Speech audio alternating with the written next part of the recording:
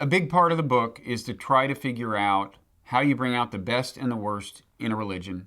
And the argument is that it actually is clear what did that in ancient times, what circumstances brought out the best in God, and that it's the same thing that would bring out the best in religions today.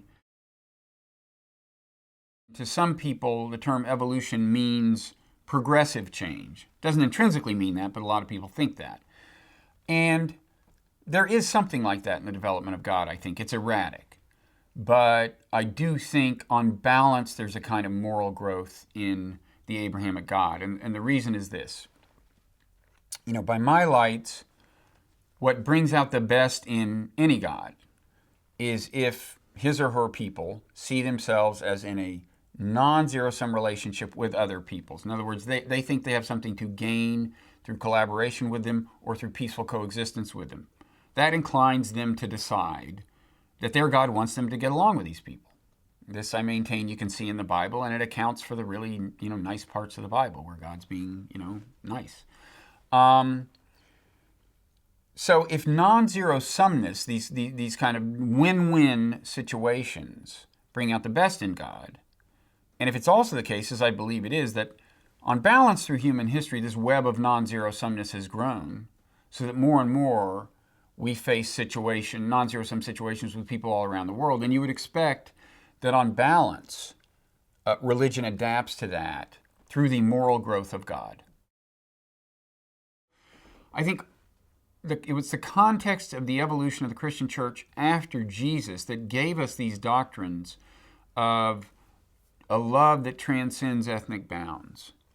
Now, traditional believers will find it dispiriting to think that maybe Jesus didn't say this stuff. I almost find it the opposite, because if it is really an emanation of social organization on a multinational scale, if that's what gave us the doctrine of brotherly love, I think that's good news, because that was in the cards. We've seen again and again that social organization does tend to grow beyond the compass of individual ethnicities and nations.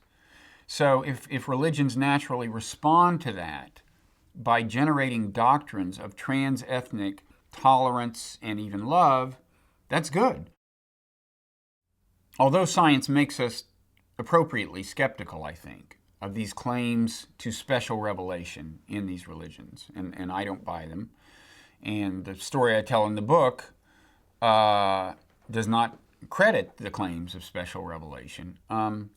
Although that's the case, I still think that even in a modern scientific age, if you look back on the whole drift of not just human history, really, but life on this planet, and the way it has risen to higher and higher levels of organization through first biological evolution, now cultural evolution, now culminating in this kind of giant global brain thing. And if you look at the moral progress, I think that's entailed in human development, in human history, and I think is manifest in the story of all these three religions, I think it raises the question of, is there some larger purpose unfolding on this planet that we're part of?